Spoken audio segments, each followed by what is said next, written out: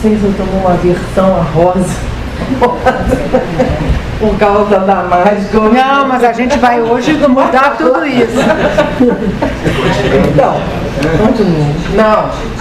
não, menina, eu tomei uma versão a rosa. Então, gente, mas aí, olha só. Temos aqui o professor Alvito, com uma indicação da Ruth, que eu super agradeço. Né? Eu acho que vai ser uma conversa muito bacana. E a Sandra, que vai falar sobre a psicanálise, né? Quer dizer, vai falar no texto, a terceira margem, né? Do Rio, e numa visão psicanalítica, e o Alvito vai dar a ideia do Guimarães pra gente, que nos foge, né? A gente leu Guimarães, mas eu acho que é vago o Guimarães para mim, talvez, não sei se para todas as pessoas. Então eu espero que a gente tenha uma noite bem proveitosa. E passo então a palavra para a Sandra primeiro, e depois o professor dá a sua contribuição. Gente, primeiro agradecer o convite da Tereza. Eu sempre agradeço e falo do arrependimento inicial que sempre me dá, mas e também a presença do Marcos Alvito, que vai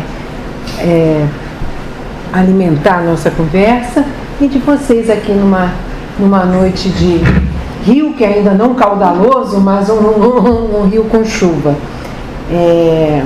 Além de agradecer a presença de todas, eu quero dizer que eu tremo de pudor e respeito diante... Tá ligado? Não, pode ligar. Vocês estão ouvindo? Pode ligar aí.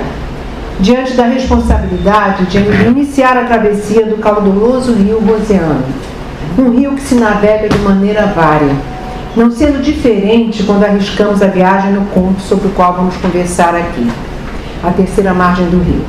Nos diz Guimarães: todos os meus livros são simples tentativas de rodear e devassar um pouquinho o mistério cósmico, essa coisa movente, impossível, perturbante, rebelde a qualquer lógica, que é a chamada realidade.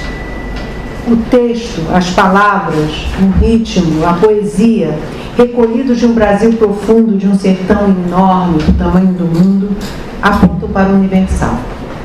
Ainda Guimarães, falando das primeiras histórias, livro que contém a terceira margem.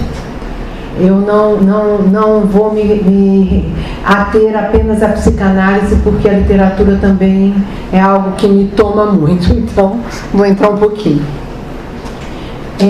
Guimarães, falando das primeiras histórias, o livro que contém a terceira margem. Primeiras Histórias é ou pretende ser um manual de metafísica e uma série de poemas modernos. Quase cada palavra nele assume pluralidade de direções e sentidos. Tem um ângulo poético antirracionalista e antirrealista. É um livro contra a lógica comum, e tudo nele parte disso. Só se apoia na lógica para transcendê-la, destruí-la.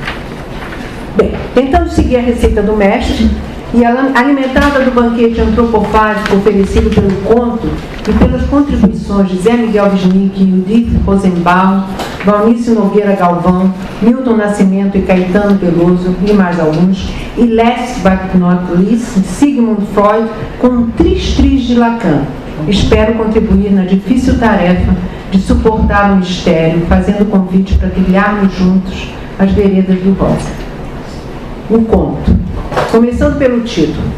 A ensaísta e crítica literária Valnice Nogueira Galvão, no seu livro Do Lado de Cá, mitológica Rosiana, de jeito nenhum, vai nos dizer que o simples deslocamento do numeral cardinal, eu achei isso tão interessante, para o ordinal, retira o chão de debaixo dos pés. O rio tem duas margens de igual estatuto, não uma primeira e uma segunda margem. A mudança para o ordinal incide numa seriação e numa outra temporalidade. Esse entendimento nos faz pensar em deslocamento, suspensão, um lugar enigmático, lugar nenhum, aberto à criação de inúmeros sentidos. E nisso eu acho que a gente já está falando um pouco de elementos caros à psicanálise, né? Vou fazer um resumo do livro. A história narrada pelo filho fala de seu pai que, em dado momento, constrói para ele uma canoa, se despede e parte para o rio para não voltar. O filho permanece na margem e à margem, ligado à sombra deste pai. Ao cabo de anos, já nos começos da velhice, se oferece para tomar seu lugar na canoa, e quando pela primeira vez o pai acena e se aproxima mostrando aceitar o gesto do filho, este foge desatinado, clamando por perdão. Do núcleo narrativo também participam a mãe, o irmão e uma irmã do narrador. Chama a atenção que aqui, eu troquei um pouco a ordem, os personagens, ao contrário do que se vê em outros contos de Guimarães, onde os nomes são ricos de consequências, os personagens não são nomeados, o que parece sublinhar especialmente o caráter universal da narrativa. Eu vou iniciar então a leitura de algumas partes, de alguns parágrafos, e eu ganhei de presente eu vou botar o livro porque eu estou acostumada com o visual do livro, sabe, Alvino? Mas eu achei ótimo porque ele numerou os parágrafos e eu vou ler alguns porque eu acho que a melodia, a linguagem, o ritmo, a poesia, né, precisa ser apresentada mesmo para aqueles que já conhecem o conto, né? Eu acho que é bom. Então eu vou ler 3 parágrafos e vou comentar um pouco depois. Vou começar o conto do primeiro parágrafo. Do primeiro. Começando do começo. Nosso pai era homem cumpridor, ordeiro. Foi? Gente, alguém sabe? Aqui. Então chama o André. Alguém sabe mexer nisso aqui? Mas ela está lendo o texto, está todo mundo com o texto. Para que a gente precisa disso aí? Então vamos lá. Então, Vamos libertar disso aí. Nosso pai era homem cumpridor, ordeiro, positivo.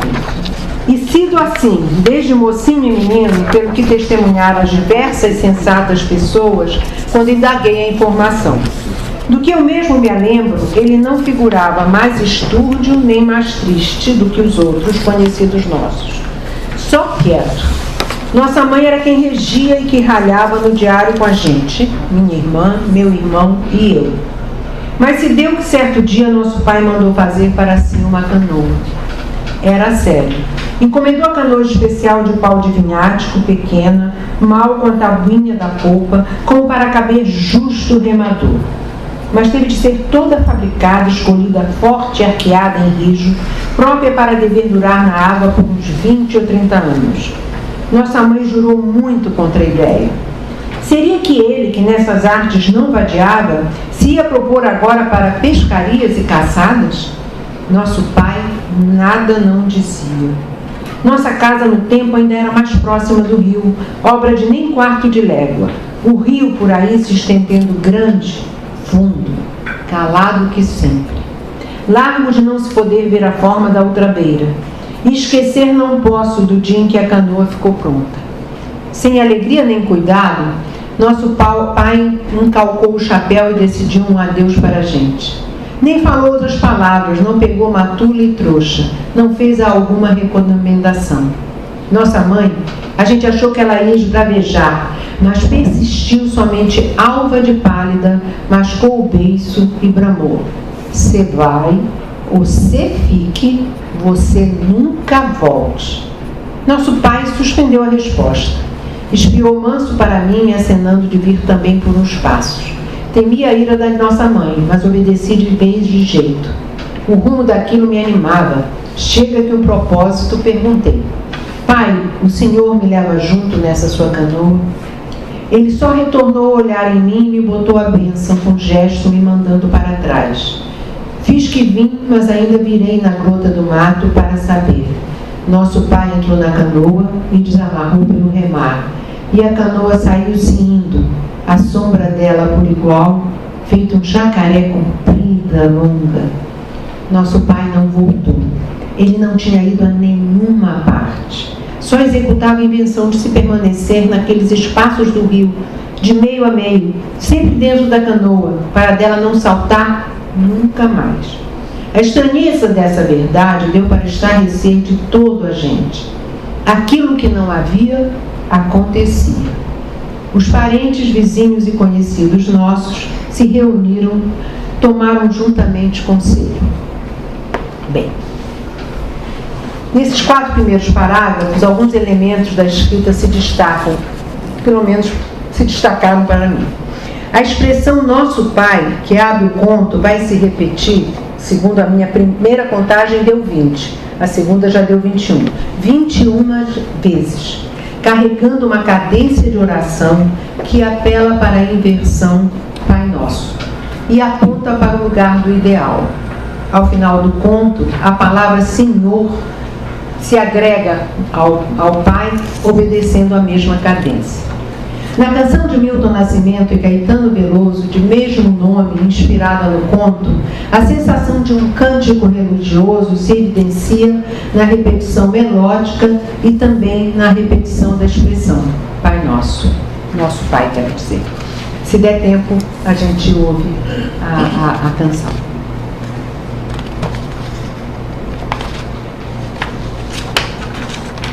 Um dos adjetivos definidores e ressaltados para apresentar o Pai, só quieto, se funde a uma das definições do Rio, calado que sempre.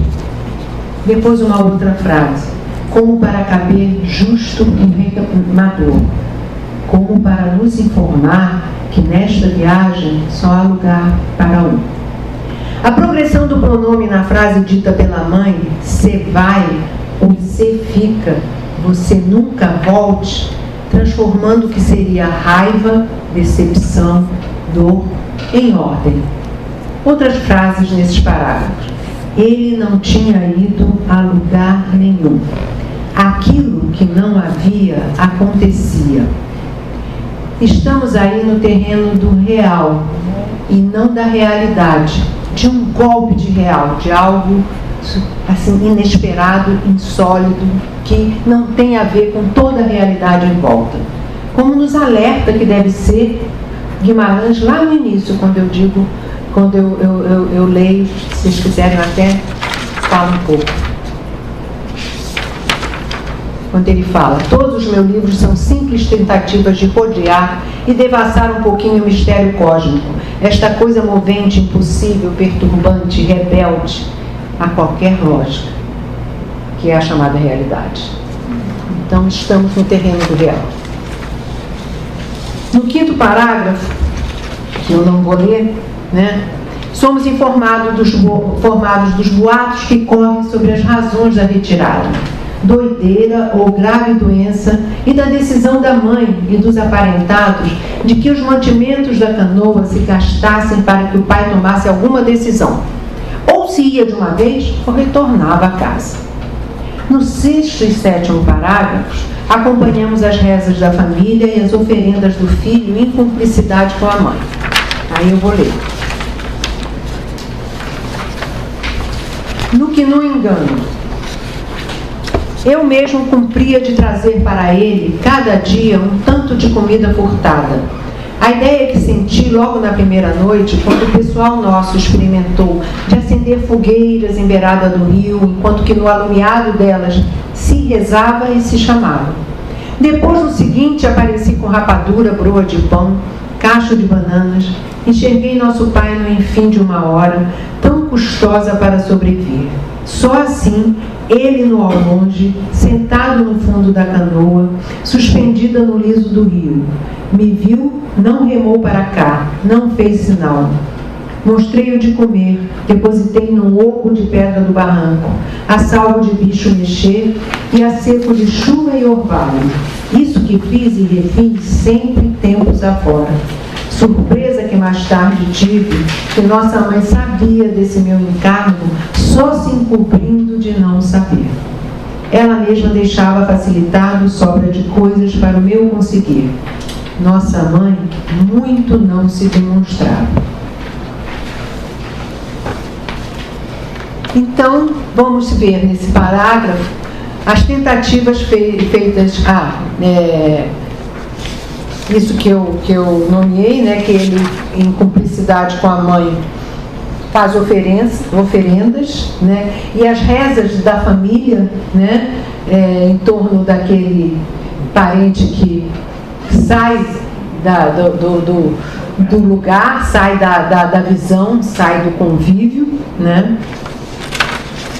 E depois as tentativas feitas, no outro parágrafo, no 7º, as tentativas feitas por parentes, a lei, soldados e repórteres, para demover o pai de sua decisão. Então aparece parente, aparece soldados, depois repórteres no jornal que querem fotografá-lo, tudo sem sucesso. No 8º e do 9º parágrafo também vou escolher sentenças. A gente teve que se acostumar com aquilo. As penas que com aquilo a gente mesmo nunca se acostumou em si, na verdade. Tiro por mim, que no que queria e no que não queria, só com o nosso pai me achava. Assunto que jogava para trás meus pensamentos. Não, de nosso pai não se podia ter esquecimento. E se por um pouco a gente fazia que esquecia, era só para se despertar de novo de repente, com a memória, no passo de outros sobressaltos. Minha irmã casou, nossa mãe não quis festa. A gente imaginava nele quando se comia uma comida mais gostosa. Assim como no gasalhado da noite, no desamparo dessas noites de muita chuva, fria, forte, nosso pai só com a mão e uma cabaça para ir esvaziando a água do temporal. Sobre as características do trabalho do luto, Freud vai nos fala em seu texto Luto e Melancolia. Não consigo botar aqui. Quer pensar? Sei que consigo. Mexendo aqui, ele é demais, né? Não, eu tenho um computador, porque ele está aberto ali. Não, agora, se quiser, Pronto, já foi. não foi nada. Tá aqui. Ué, gente, tá aqui, mas tem. Ah, não tá ali. Desculpa. Aí tem que chamar a brecha, não. Vocês querem esperar?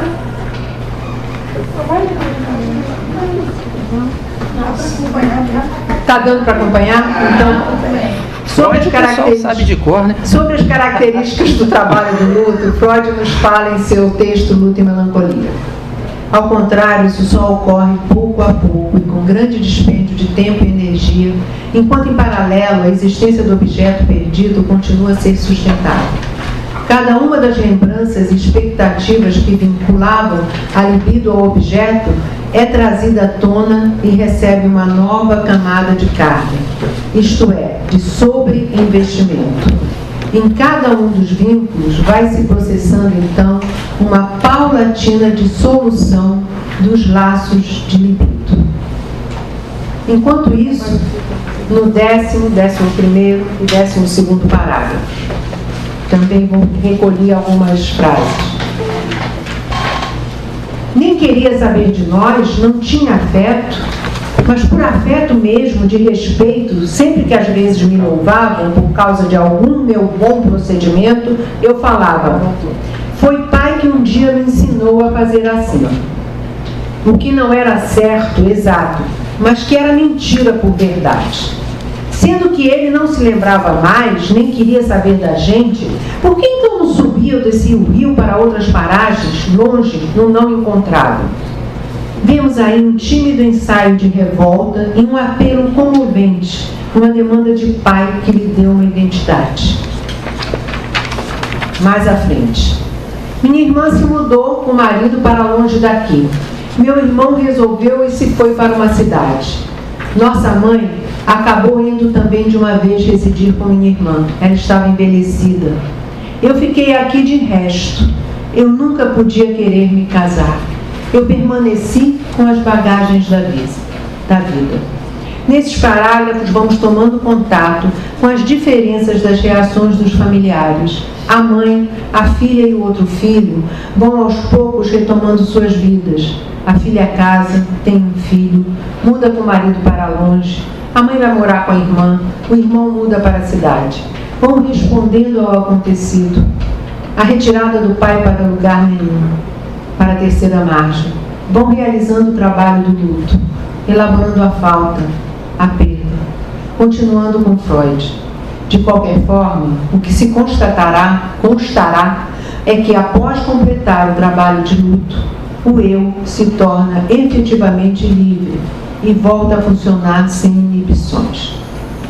Enquanto isso, nosso narrador ficou de resto. Nunca podia querer casar, carrega as bagagens da vida e sofre sua orfandade, permanecendo atrelado melancolicamente ao pai, identificado narcisamente a este. Avançando. 13º parágrafo. Sou homem de tristes palavras, de que é que tinha tanta culpa? Ele estava lá sem a minha tranquilidade. Sou culpado do que nem sei, de dor em aberto no meu foro. Soubesse se as coisas fossem outras. Ainda em luto e melancolia. Além disso, o melancólico nos mostra uma característica ausente no luto, a extraordinária depreciação do sentimento de si, um enorme empobrecimento do eu. No luto, o mundo tornou-se pobre e vazio. Na melancolia, foi o próprio eu que se empobreceu. Percebemos que as autorrecriminações são recriminações feitas a um objeto amado que foram deslocadas desse objeto para o próprio eu. A famosa frase do texto Luto e Melancolia, a sombra do objeto caiu sobre o eu, nos aponta a libido retirada do objeto pela ofensa real, decepção com esse objeto amoroso, sendo recolhida para dentro, produzindo uma identificação do eu com o objeto abandonado. Desta forma, a perda do objeto transformou-se em uma perda do eu. Os conflitos entre o eu e a pessoa amada transformam-se num conflito entre a crítica ao eu e o eu modificado pela identificação. Aí eu vou ler o final, os parágrafos finais. Sem fazer véspera, sou doido? Não, na nossa casa a palavra doido não se falava, nunca mais se falou. Os anos todos não se condenava ninguém de doido, ninguém é doido. Ou então todos. Só fiz que fui lá, com um lenço para o aceno ser mais. Eu estava muito no meu sentido, esperei. Ao por fim ele apareceu aí e lá o vulto. Estava ali sentado à polpa, estava ali de grito, chamei umas quantas vezes. E falei o que me urgia, jurado e declarado, tive que reforçar a voz. Pai, o senhor está velho, já fez o seu tanto, agora o senhor vem, não carece mais. O senhor vem e eu agora, mesmo quando que seja, a ambas vontades, eu tomo o seu lugar, do senhor, na canoa. E assim dizendo, meu coração bateu no compasso do mais certo.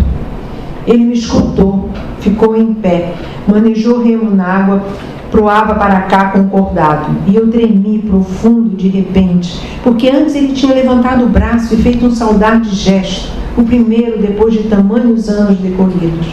E eu não podia, por favor, arrepiados os cabelos, corri, fugi, me tirei de lá, num procedimento desatinado, porquanto que ele me pareceu vir da parte do além. E estou pedindo um perdão. Sofri o grave frio dos medos, adoeci. Sei que ninguém soube mais dele. Sou homem depois desse falimento. Sou o que não foi, o que vai ficar calado. Sei que agora é tarde, temo abreviar com a vida nos rasos do mundo. Mas então, ao menos, que no artigo da morte peguem em mim e me depositem também numa canoinha de nada, nessa água que não para, de longas beiras. E eu rio abaixo, rio afora, rio adentro, o rio. Diante da potência do mistério que atravessa todo o conto e que se adensa em seu final, com o relato do nosso protagonista do que se passou diante da aproximação do pai espectral, que atende a seu pedido para tomar seu lugar, compartilho as ressonâncias evocadas, tentativas de contorno do enigma, quem sabe, possíveis redes de pescar conversa. Aprisionamento, libertação, culpa, perdão, estagnação, fluxo, movimento, silêncio, palavra, vida, morte. Palavra do Rosa. A terceira margem do rio veio-me na rua. inspiração pronta e brusca, tão de fora que instintivamente levantei a mão para pegá-la, como se fosse uma bola vindo ao gol, e eu o goleiro. Já a nós, cabe dizer com Drummond, ficamos sem saber o que era João, e se ele existiu de se pegar. Muito bom.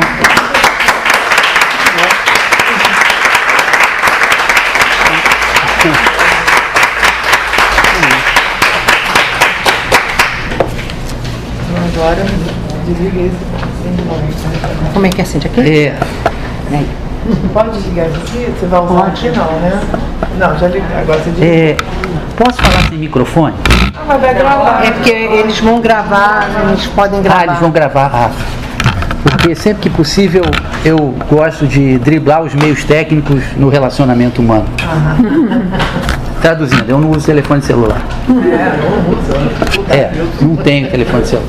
Bom, boa noite a todos.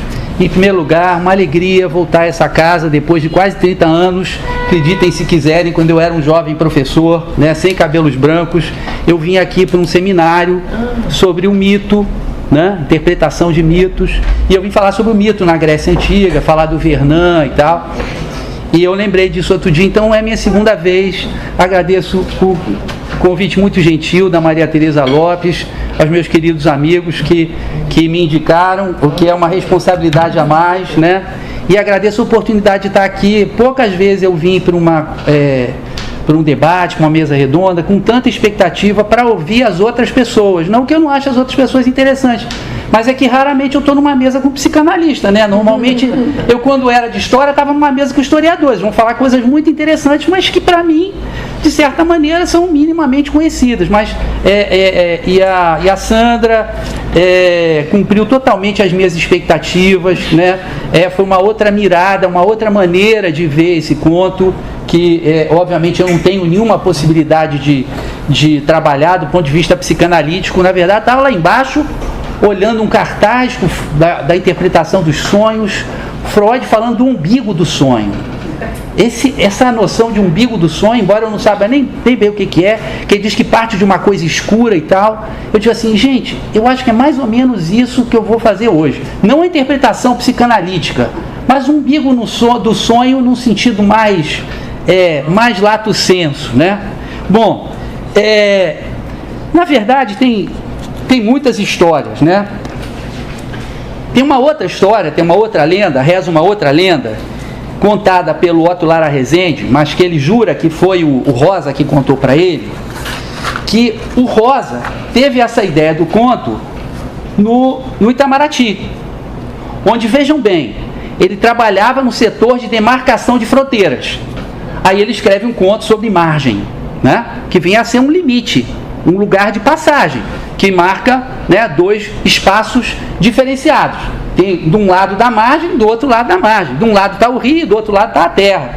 Então ele sai do Itamaraty, né? Se não é Vero, é bem Trovato, pelo menos o meu objetivo, ele sai do Itamaraty, e ele diz que ele entra no bonde da Rua Larga, que é a Rua Marechal, né, Deodoro, que hoje... Marechal Floriano, exatamente. Marechal Deodoro em Niterói. E entra na Rua Marechal Floriano, segurando o conto que nem uma criança segura um balão de ar, né? Aquele balão de aniversário. Quer dizer, uma coisa delicada e frágil como um balão de ar. E que ele vai no bonde pedindo, pelo amor de Deus, que ele acreditava em Deus, que aquela ideia não desaparecesse, que ela não se esfumaçasse. Ele chega em casa e ele diz que ele começa imediatamente a escrever o conto, né? E aí nessa história, mentirosamente, se diz que ele chega, senta e escreve o conto todo, de uma vez toda, do jeito que está. Vocês vão ver que a sofisticação desse conto é tal que era impossível ele fazer isso, tá? Absolutamente não acredito nisso. Desculpem, mas nessa parte da história eu não acredito. Mas eu acho muito interessante essa ideia da delicadeza, tá? De um balão de ar, porque os contos, os textos, o Grande Sertão Veredas, o romance, né? O grande romance dele, que ele estava escrevendo um outro romance, A Fazedora de Velas, e ele faleceu, né? Então o único romance dele, propriamente, tem que ser analisados com essa delicadeza. O que significa essa delicadeza, né? Significa a gente analisar as palavras, o ritmo, o som, As palavras são o começo de tudo numa história. Então eu tinha preparado para vocês, vou confessar uma coisa terrível, que eu tinha preparado uma apostila de 5 páginas, 7 páginas. Por que 7? Porque hoje é dia 7 de maio. Pra vocês terem ideia, hoje é aniversário do Freud. Coisa que eu vinha saber daqui. Foi ontem? Ah, mas as celebrações se estenderam e chegaram até o dia 7. Ele passou da meia-noite. Peraí, o Freud devia ser animado. Então, 7 era um número que na Idade Média representava, né, a perfeição. Por quê? Era Pai, Filho e Espírito Santo, a Santíssima Trindade, mais os 4 elementos, né? A terra, a água, o fogo e o ar. Se você pega a Santíssima Trindade com o poder espiritual que ela tem e a natureza, que é representada pelos 4 elementos, você tem um infinito, você tem tudo, você pode fazer tudo. 7 também eram os estágios da alquimia, né? Saber esotérico era uma coisa que não faltava no nosso Guimarães Rosa, que era um grande místico.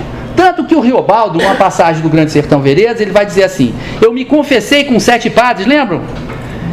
Ruth Fernando, me confessei com 7 padres, eu busquei e consegui 7 absolvições. Então o 7, quando o Riobaldo está dizendo que ele conseguiu 7 absolvições, quer dizer, ele está absolvido em totum, de maneira perfeita, infinitamente, porque ele alcançou o número perfeito, que era o 7.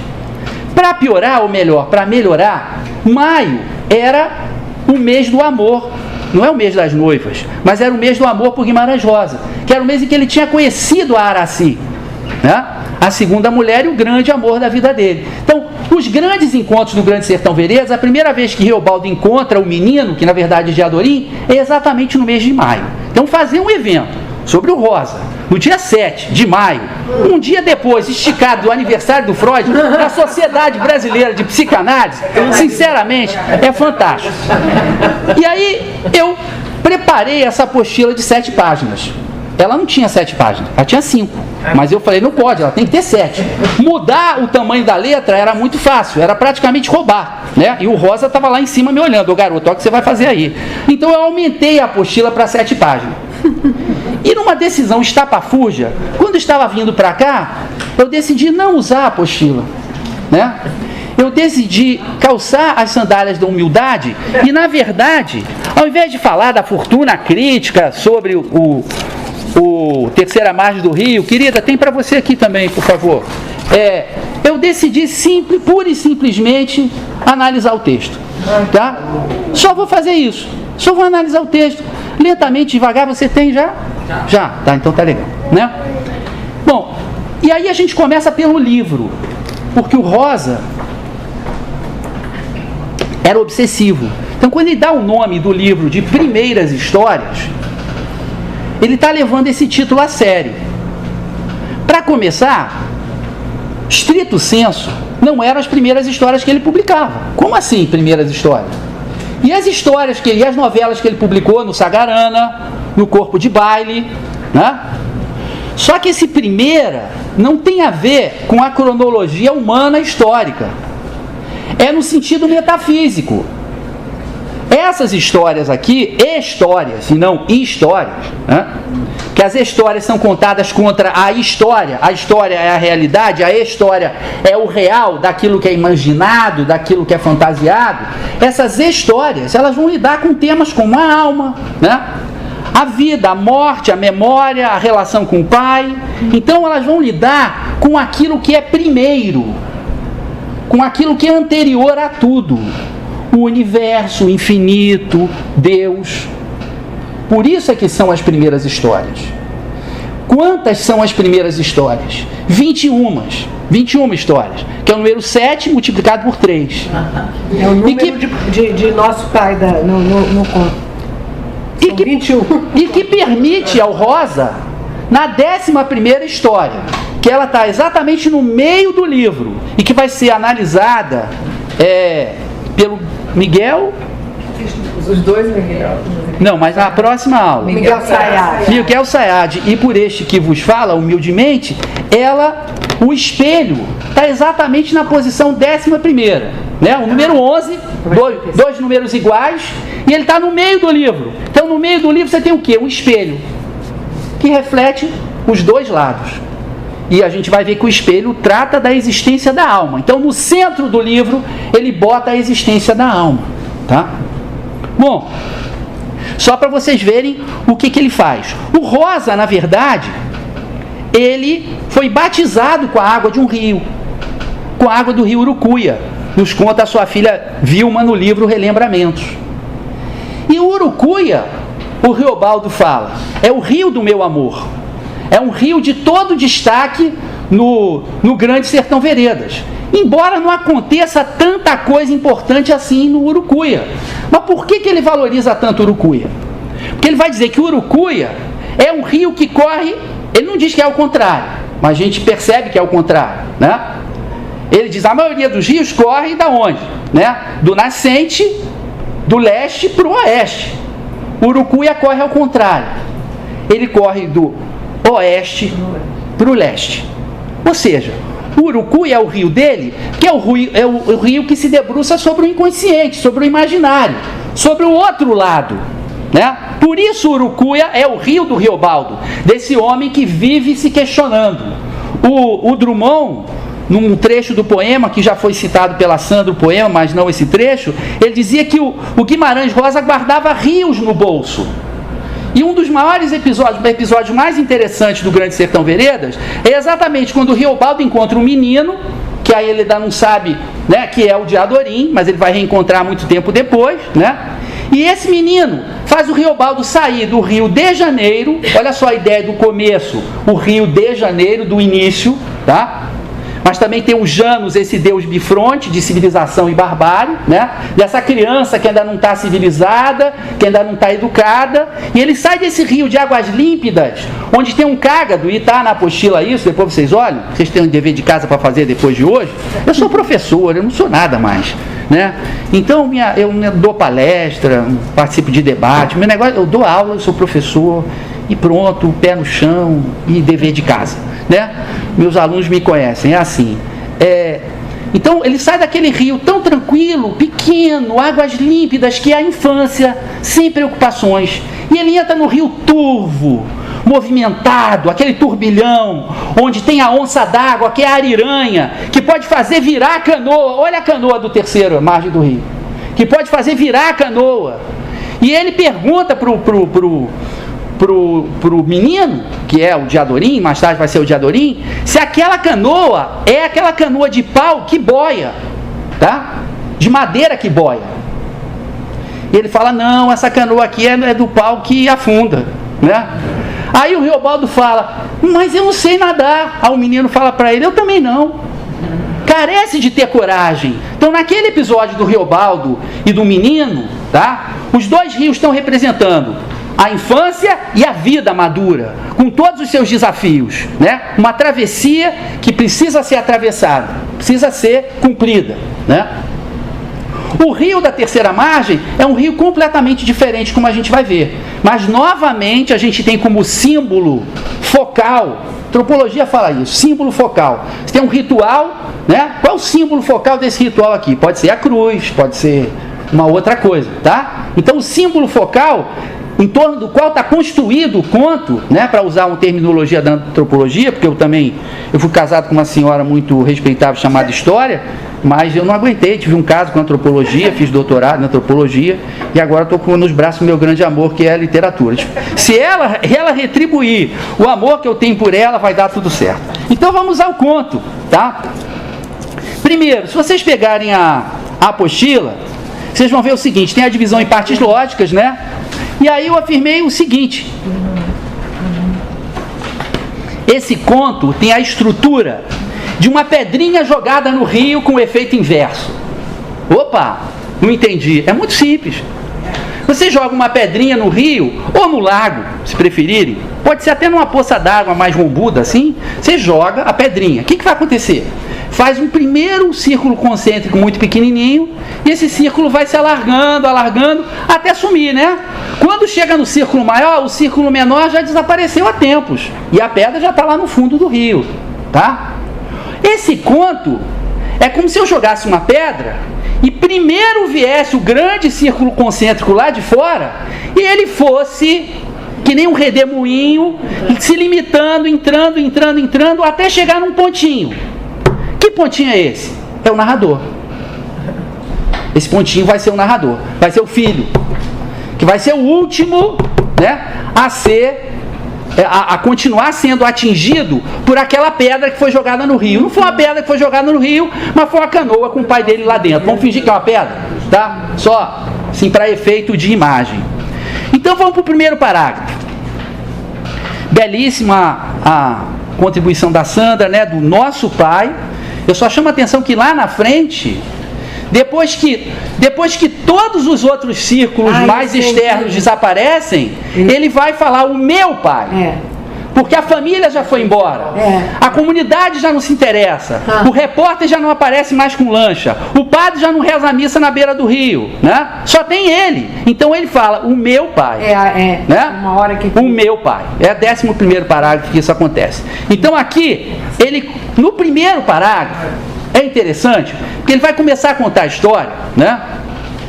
E o Marcos Túlio Cícero, meu ilustre xará, que foi o maior orador da antiguidade de Roma, ele dizia o seguinte: quando você vai falar, né, diante de um público, e aqui não deixa de ser uma fala, ele contando a sua história, você deve fazer duas coisas. Primeiro, cativar a benevolência do público, tá? E depois, se alguém vai falar depois de você, ele estava falando de política, tá? Não tem nada a ver com o nosso encontro aqui.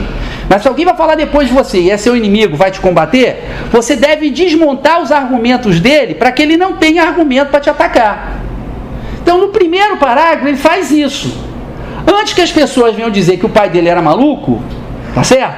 E que a história aconteceu porque o pai dele era maluco, ele começa desmontando os argumentos. Ele fala: nosso pai era cumpridor, ordeiro e positivo. A Sandra lê um trecho belíssimo que ele fala de como ele usa as palavras. Ele explora ao máximo a ambiguidade das palavras. Ambiguidade para ele é riqueza. Então olha só, positivo é o quê? É um cara legal, é um cara que está sempre bem-humorado, não é o pai. Isso não é esse sentido positivo, porque o pai era caladão e tal, né? E ele já diz isso. Mas ele era positivo como? Ele era positivo no sentido de verdadeiro, né? De que aquilo que ele falava, ele cumpria? Talvez. De que ele dizia sempre a verdade? Pode ser, não sei. Mas está aí uma palavra solta que a gente vai ter que ver se encaixa nesse quebra-cabeças, né? E ele investigou, perguntando a sensatas pessoas, novamente ao narrador se defendendo, né? Eu não perguntei para qualquer um, eu perguntei para pessoas sensatas, tá? Vejam bem, o narrador em primeira pessoa aqui, ele é fundamental. Por quê? Pô, vocês são psicólogos, psicanalistas. O narrador em primeira pessoa, ele traz a subjetividade para o texto. Essa narrativa não é mais o que aconteceu. É o que ele acha que aconteceu. É o que ele sentiu, o que ele pensou, o que ele imaginou, o que ele alucinou. E por aí vocês conhecem muito mais do que eu não vou me meter na seara de vocês. Já estou me metendo na seara da literatura que eu não sei nada, vou me meter numa outra de jeito nenhum, né? Então, ele mesmo diz que o pai dele não era diferente de ninguém. Não era mais Estúrdio. Estúrdio é um sujeito bizarro, né? Muito diferente, muito, né, fora do comum. Nem era mais triste. Porque também tem a hipótese do pai não ser louco, mas o pai ter se suicidado indo lá para o meio do rio. Então vejam que ele está se defendendo antes de contar a história. Ele já está se defendendo. Já está preocupado com a verossimilhança do seu relato, né? Está fazendo que nem o Marcos Túlio Cícero. Então era a mãe que regia, mas se deu o quê? Esse se deu o quê? É o conto inteiro. Vou pegar meu chapéu e vou embora. Pronto. Já está dito. Esse se deu o quê? É fantástico. Porque o conto é exatamente sobre a falta de um motivo, de uma razão, de uma explicação. E aí não tem nada melhor para construir isso do que se deu o quê? Aconteceu. Como é que foi? Ninguém sabe. Por quê? Ninguém sabe, né? Se deu que certo dia ele mandou fazer para si uma canoa, tá? O leitor continua no escuro. Bom, o pai mandou fazer uma canoa e o cara está fazendo esse estardalhaço todo, dizendo que o pai não é isso, o pai não é aquilo. Por que tá, né? Bom, mas era sério.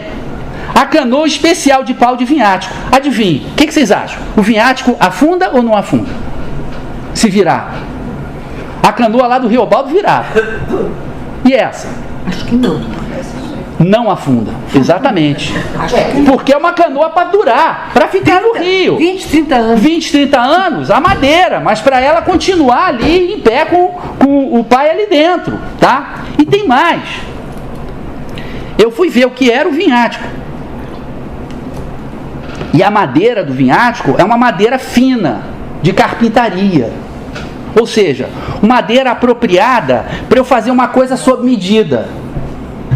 Ou seja, construída exatamente para aquele indivíduo, tá?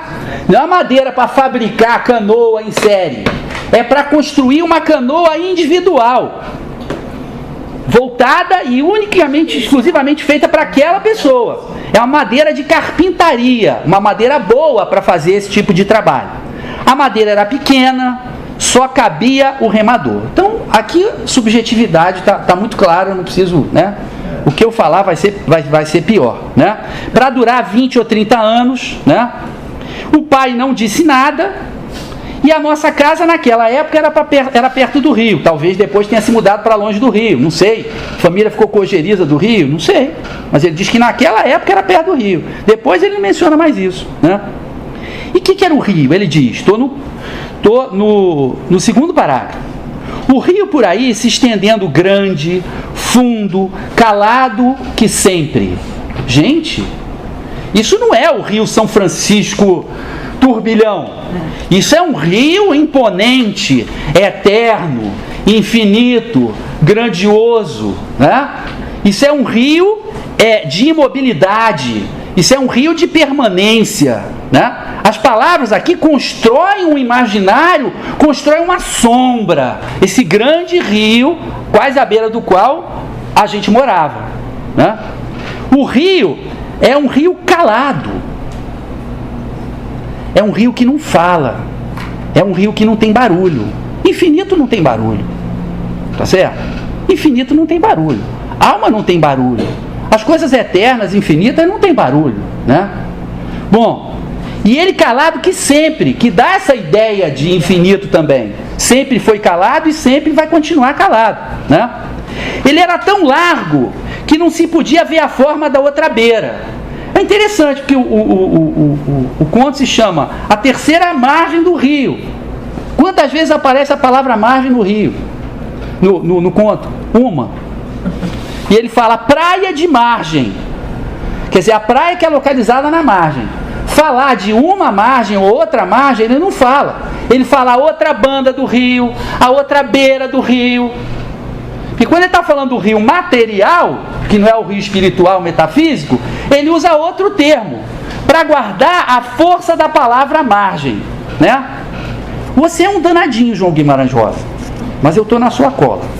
Nunca vou chegar lá, ainda bem, que só me interessa aquilo que eu não sei, né? O que eu sei não me interessa. E é isso que o pai vai fazer, né? O pai, na verdade, vai na direção do desconhecido. Bom, meus alunos que sofram, porque eu só vou falar do que eu não sei. Bom, o pai bota o chapéu, decide um adeus. É interessante, né? Que o pai tem uma hora que ele decide que vai embora. Então ele decide um adeus, ele não fala. Ele tem que tomar uma decisão, porque aquilo aí é para sempre. Por isso ele decide um adeus. Vocês estão vendo? Estamos no início do terceiro parágrafo. Vocês estão vendo como é que ele escolhe as palavras? Ele pesa, ele avalia, ele vai vendo como é que ele vai montar esse quebra-cabeças. Bom, não falou outras palavras, não fez recomendação, a mãe, etc., que isso já foi analisado pela Sandra. O menino pede para o pai levar junto, o pai não fala, mas abençoa o menino, né? Não abençoa o outro filho nem a filha, abençoa o menino, chama ele à parte. Então, o menino se crê, né? Que isso aqui pode ser toda imaginação. Tem gente que avalia, que lê isso, né, da forma mais brutal e idiota possível. O cara era louco e tinha uma relação, como é que a gente chama, patológica com o pai, e aí ele imaginou essa coisa toda, que ele foi abençoado, isso, aquilo outro. Depois ele já está velho contando essa história. Dá para falar isso? Dá para falar qualquer coisa. O maravilhoso das histórias do Guimarães é o seguinte: você acha que está lendo a história do Guimarães? Você não está lendo a história do Guimarães. A história do Guimarães é que está te lendo. Porque como é que o Guimarães constrói esses contos? Ele constrói da maneira inversa a um romance policial, né? Eu gosto de imagem simples. Eu sou um cara simples. Não sei falar complicado. Romance policial. Você tem um enigma. Quem matou, quem sequestrou, quem colocou a bomba, quem não sei o que, parará, parará. E você tem a resolução do enigma. Quando você tem a resolução do enigma, posso usar a palavra gozo nesse caso? Né? Você tem aquele gozo. Ah, puxa, agora eu sei. Está tudo dominado, está tudo controlado, né? Tá tudo certo.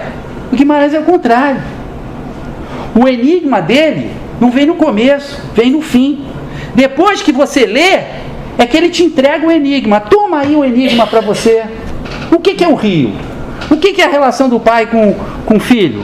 Né? Por que o filho não entrou na canoa? E por aí vai. Então, você não começa do enigma, você chega no enigma. E o que ele quer fazer com isso? Ele quer fazer você pensar. Os amigos dele diziam o seguinte: poxa, a gente vai conversar com o Guimarães. Aí começa a sondar o Guimarães, né? O Paulo Ronan, que faz uma bela introdução no Primeiras Histórias. Começa a sondar o Guimarães. Mas Guimarães naquele conto e tal. Aí o Guimarães ia soltando umas pistazinhas, sabe, Sandra? Ia soltando umas pistazinhas e tal. E aí o Ronan ficava todo animado. Ah, então isso não sei o que. Então quer dizer que aí o Guimarães parava. Não, aí... Aí não sei. O enigma tinha que continuar. Era essa a graça. Então, os contos do Guimarães, eles não são feitos para ter uma só interpretação. Eles são feitos para gerar em vocês uma interpretação. Para que o conto leia vocês. O sujeito que lê esse conto da maneira brutal, é patológico, o pai era louco, o filho também, não sei o que, tá ótimo. O conto já leu e já nos indicou quem é esse sujeito. Porque ele não disse nada sobre o conto, mas o conto, na interpretação dele, já nos disse tudo sobre ele, né? Então, a gente entra no parágrafo 4. O pai entrou na canoa e desamarrou pelo remar. Olha o desamarrou. Por que ele desamarrou a canoa?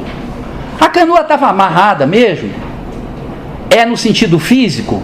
Ou esse desamarrar significa naquele momento que ele desamarra a canoa e que ele entra no rio, ele está rompendo os laços, os vínculos definitivos com a família e com a sociedade. Então ele está se desamarrando, né? Vou começar até a usar esse verbo, desamarrar. Vou fazer uma camisa, desamarrem-se. Ninguém vai entender porra nenhuma. Ninguém vai entender porra nenhuma. Eu tinha vontade de fazer uma camisa, estou torcendo pelo meteoro. Mas como assim está torcendo pelo meteoro? Porque o meteoro vem à Terra, acaba logo essa porcaria toda que a gente está fazendo aqui. Bom, eu estou torcendo pelo meteoro. Imagina. Bom, então ele se desamarra. Ele rompe essa relação, né? E o pai entra, a canoa saiu-se indo. Ela vai. Saiu-se indo. A sombra dela por igual. Olha a sombra simétrica, perfeita da canoa. Mas era uma sombra feita um jacaré. Por que o jacaré?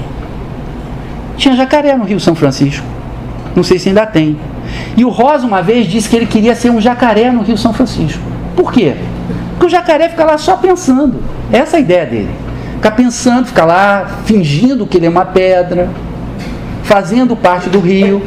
E quando ele está com fome e um passarinho resolve dar uma bicada nele, já, pronto, vida de jacaré no Rio São Francisco. Então essa ideia é como se esse pai estivesse cumprindo o desejo do Guimarães, né? De ficar num lugar feito um jacaré do rio, tá? Porque só tem uma coisa que eu sei sobre o Guimarães Rosa. Só tem uma coisa que eu sei. Ele não bota nem um ponto, nem uma vírgula, nem uma palavra, nem um artigo definido sem pensar no que ele está fazendo. Vocês vão dizer, mas os grandes escritores, em termos, a grande maioria deles, né? Eu diria que Machado de Assis também era assim. Mas tem gente que é grande escritor, mas não chega a pensar em tudo. O Guimarães não, o Guimarães era obsessivo, né? O Graciliano Ramos, que deu segundo lugar para o Guimarães no concurso lá, e que depois ficou desesperado por causa disso, deve ter até morrido por causa disso. E o Graciliano, ele falou assim, não, mas o Guimarães, ele ficava numa coisa, né, ele elogiava o Guimarães, mas tinha que criticar, né? Tinha que criticar. devia saber que o Guimarães era mais escritor que ele. É mais escritor que ele. Então, que é um grande escritor. Tá? E ele dizia assim, Guimarães continua insistindo em criar com uma lentidão bovina. Entendeu? Só que o Guimarães deu uma resposta para ele. Não sei se foi diretamente para ele, mas ele deu a resposta. Ele falou assim, eu escrevo, entendeu? Que nem o boi come capim. Eu primeiro como o capim, depois eu rumino o capim, só para depois eu digerir o capim. Então, a lentidão bovina no Guimarães, ela não é lentidão porque ele não consegue fazer rápido, né? É lentidão porque ele tem esse estágio de pensar palavra a palavra. Então ele diz, nosso pai não voltou, ele não tinha ido a nenhuma parte. Então ele vai, mas não foi a nenhuma parte. Só executava a invenção de se permanecer naqueles espaços de rio. Olha só a palavra. É invenção. O garoto é matreiro. Então ele pega uma palavra invenção que o senso comum podia passar batido por ela e podia dizer, não, o pai inventou de não sei o quê, né? Ele inventou de ir na praia, ele inventou de... A gente fala muito isso, né? Mas aqui é óbvio que não é só isso. O pai inventou de ir no rio, mas ele inventou de estar num espaço que antes não havia. Quem inventa esse espaço, quem inventa a terceira margem é o pai. Nesse sentido é uma criação.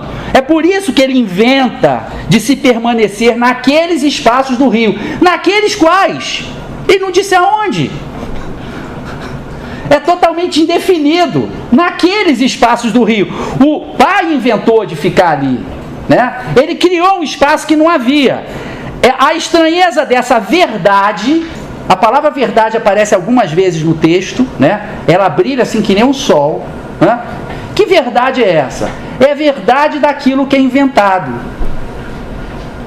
A palavra ficção vem de fictio, do latim fictio. O que é fictio não é a ilusão. Não é a coisa falsa. O fictio é uma coisa que é criada, tá certo? Esse microfone que eu estou falando contra a minha vontade, esse microfone, né? Eu sou assim. Você não está falando no microfone? Não estou falando no microfone? Não. Ele está desligado? Está ligado, mas você está na margem. Tá bom, então tá ótimo. Fiquei mais feliz agora. Ele não é falso, tá certo?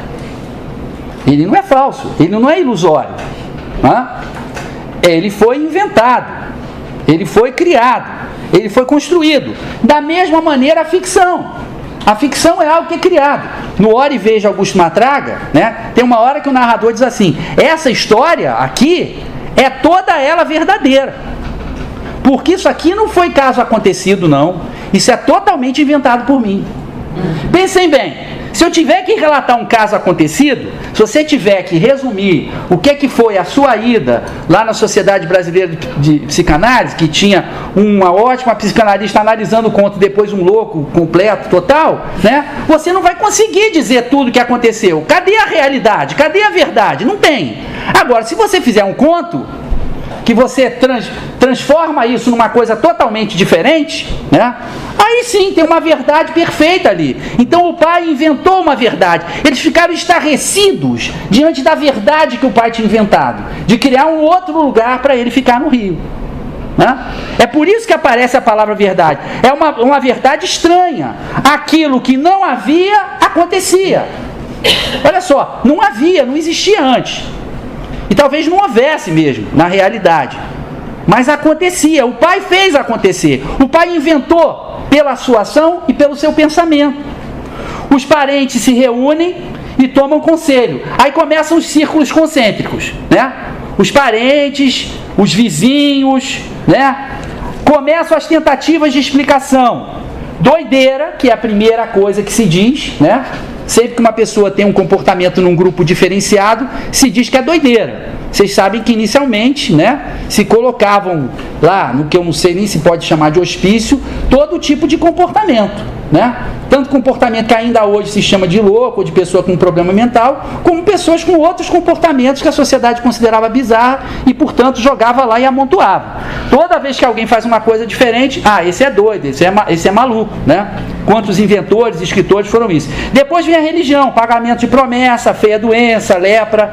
Estou no 5º parágrafo. Estou andando com velocidade bovina, né? Aí ele fala das beiras e do afastado da outra banda, ou seja, não fala margem, né? Parece que o pai sumiu. Então, pois, nossa mãe e os aparentados nossos assentaram que o mantimento que tivesse, depois de todas aquelas ideias, né, veio o quê? A grande estrela da companhia, a racionalidade. Não interessa se ele está com lepra, se ele está maluco, se ele está isso, se ele está aquilo. O fato é o seguinte: a comida dele vai acabar e pronto, ele vai ter que voltar, né? Ele vai ter que voltar, né? Mas a razão, né, uma das coisas que a razão sempre desconhece ou ela deixa em segundo plano é o amor, né? E o amor do filho e da mãe, que ao mesmo tempo que se reunia dizia assim, vai acabar, ele vai voltar, deixava uma porção de comida para o filho roubar, né? E para ele colocar na beira do rio. Então a mãe acreditava, né? O que eles não querem, o que eles não suportam, e aí a razão ela vem por quê? Eles não suportam o indeterminado. A vida tem que estar explicada. A gente tem que entender tudo. Então é doideira, é pagamento de promessa, é lepra. Querem saber, como se simplesmente saber o motivo fosse dar conta de tudo, né? A razão quer triunfar. Agora, em última instância, a fome vai fazer ele vir de volta. Depois ele fala em beirada do rio, agora estou na velocidade de coelho, no parágrafo 6, fala-se beirada do rio, continua sem falar margem, onde o filho enxerga o pai. Aí é um grande momento, né? Parágrafo 6, quando ele enxerga o pai, né? Sentado no fundo da canoa, suspendida no liso do rio. Olha só, como é que uma canoa está suspendida, gente?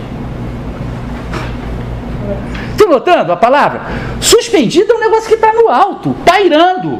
Como é que uma canoa está suspendida? Vamos explicar? Era canoa voadora? Que é uma canoa metafísica, da alma. E o liso do rio, um rio onde não acontece nada, é um rio eterno e infinito. É um rio que não tem onda, é um rio que não tem bicho. Tem 2 rios aqui. Tem o rio que as pessoas viam e tem o rio que o pai via. E onde o pai conseguia entrar, porque ele acreditava naquele rio. Ele inventava aquele outro rio, né? Ele inventava aquela outra margem do rio, que só existe para ele, para o filho, para mais ninguém. As outras pessoas ficavam analisando com a lógica binária. O Riobaldo diz lá no 8º parágrafo, eu acho, do Grande Sertão, tudo é e não é. Isso é a chave da obra do... Está lá até na apostila, o Guimarães falando isso. Isso é a chave da obra do Rosa inteirinha. Ele não aceitava a razão. Ele dizia que a razão e a lógica iam matar o homem. Que a gente tinha que aceitar que as coisas são e não são ao mesmo tempo. E ele dizia, de vez em quando até elas são e depois elas não são. De vez em quando. A maior parte do tempo elas são e não são ao mesmo tempo, né? Por isso essa canoa está suspendida no liso do rio. Estou já no parágrafo 7, né? Preocupadíssimo com a hora. Bom, aí vão tomar as providências. Vem o tio materno para cuidar da fazenda dos negócios, vem o professor para ensinar os meninos, que provavelmente as primeiras letras eram ensinadas pelo próprio pai, vem o padre para esconjurar, porque aí é outra possibilidade, que ele tivesse endemoniado, né? Tivesse feito um pacto com o demo, com o cujo, com o que não se diga, e o pé chato, e mais uma dezena de nomes que aparecem no Grande Sertão Veredas, tá? Então, vem os soldados, depois do padre vem os soldados, vem todas as instituições. Estão vendo que a gente está no círculo mais longínquo? Joguei a pedra, mas o que apareceu não foi o círculo pequeno primeiro, foi o círculo grande, né? Mas não adiantou de nada. Nosso pai passava ao largo avistado o diluso.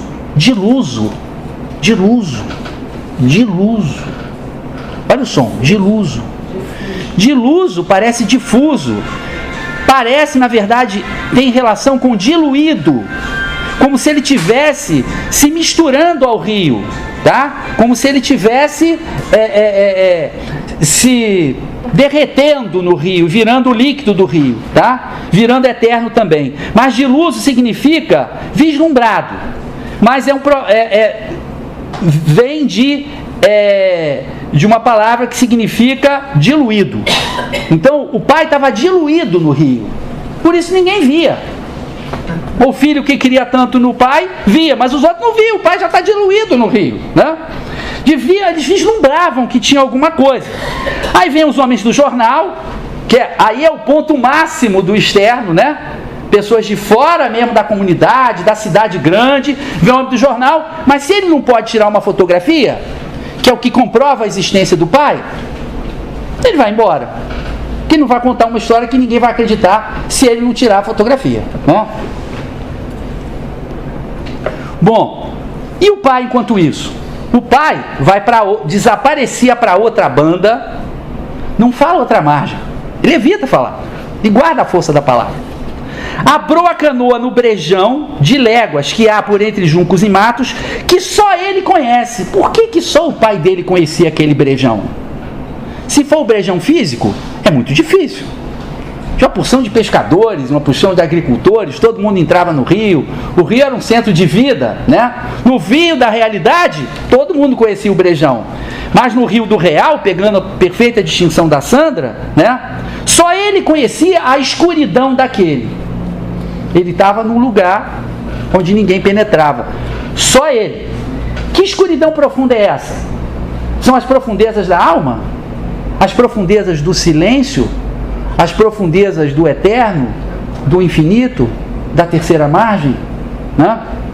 Parágrafo 8. Eles tiveram que se acostumar com aquilo, né? A gente mesmo nunca se acostumou em si, na verdade. Olha ele de novo brincando com o leitor. O leitor do senso comum vai ler o na verdade batido. Temos que caminhar com lentidão bovina. Temos que mastigar o texto do Rosa. Temos que seguir o método dele. Senão a gente não vai entender o que ele quer dizer. A gente vai ter um conto muito bacaninha, muito interessantezinho, mas não vamos ter, na verdade, avançado muita coisa na compreensão. Na brincadeira que ele está propondo, no enigma que ele está trazendo para a gente. Então eles não se acostumaram na verdade. Eles não se acostumaram com a verdade, de que o pai estava num outro espaço, que o pai tinha entrado numa outra dimensão. Essa era a verdade, não é?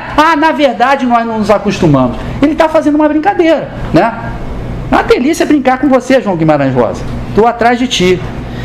E ele queria, né, se esquecer do pai, mas o pai, né, o assunto jogava para trás meus pensamentos. Então, ao invés dele cuidar dali, de paquerar uma moça, um moço, quem ele quisesse, né?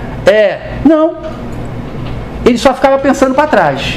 No pai, no pai, no pai. Como se aquilo fosse uma correnteza desse rio onde estava o pai, né? Fosse levando ele, fosse arrastando ele, sem ele conseguir. Claro que na psicanálise vocês vão analisar isso, né? Analisam de uma outra maneira que eu não tenho forma de analisar. Ele fala das duas beiras nesse parágrafo, né? Ele não fala das duas margens, mas fala das duas beiras. Como disse a Sandra, citando muito bem a grande Valnice Nogueira Galvão, não é primeira e segunda beira, mas são duas beiras, né? Mas ele evita falar de margem. E ele diz do pai, no parágrafo 8, sem fazer conta do se ir do viver.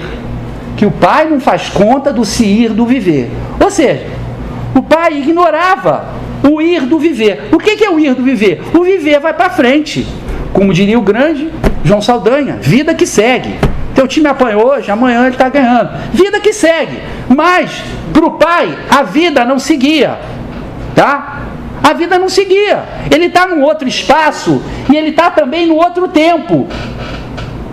Aqui ele propositalmente, ele puxa a orelha da leitora, do leitor e fala, olha só, isso aqui é importante, hein? Não vou nem colocar a palavra do senso comum para você escorregar e não perceber que eu estou falando. Eu vou colocar um negócio estranho para você olhar. Então, sem fazer conta do se ir, do viver, o cara lê e fica até meio... Pô, mas esse cara não sabe escrever nada, né? O se ir do viver, que história é esse se ir do viver? Mas ele está chamando a atenção, ó, presta atenção, que aqui tem um negócio interessante. Eu sei, eu tenho que concluir. Não. Não sei, o que vocês acham? Acho que tá lindo. Bom, Tá ótimo. E aí, vou um boizinho mais novo, né, um novilho, assim, um pouco mais apressado, né? Então, ele O pai está sem fogo, estou ainda no parágrafo 8. Ele está sem fogo e ele está sem luz alguma. Ora, o fogo, vide Prometeu, né? E a luz, vide Paris, a civilização, né? O iluminismo, são símbolos da civilização, são símbolos da cultura, são símbolos da humanidade. O pai não, ele está na escuridão total. Ele não tem fogo, nem tem luz. Olha só o que é isso. Aonde o pai está vivendo, afinal? Né? Ele nunca falou com alguém, nunca mais falou com alguém. Então, olha só, o pai também, outra característica de desumanização, né? Eu não gosto de falar com ninguém no celular, mas eu gosto de falar com outras pessoas. No celular não, mas eu gosto de falar. Ainda sou um ser humano. Tanto que no parágrafo 9, quando ele imagina o pai, ele diz que às vezes algum conhecido achava que ia ficar ficando mais parecido com o nosso pai, mas eu sabia que ele virara cabeludo, barbudo, de unhas grandes, mau e magro, ficado preto de sol e dos pelos. Até aí tudo bem. Com aspecto de bicho. E que ele andava quase nu, embora a gente desse roupa para ele. Agora ele deu a pista total. Quer dizer, o pai estava com aspecto de bicho, não porque ele não tivesse recurso, porque ele estava virando bicho. Esqueçam o antropocentrismo. Bicho para o Guimarães Rosa era uma coisa mais maravilhosa do mundo. Ele adorava gatos, cavalos, bois, né? Ele tem um conto, Conversa de Bois, inclusive, que os bois criticam os seres humanos, tal, falam dos nossos problemas. Então, virar bicho aqui, nós podemos tomar num sentido negativo, mas para o Guimarães é super positivo.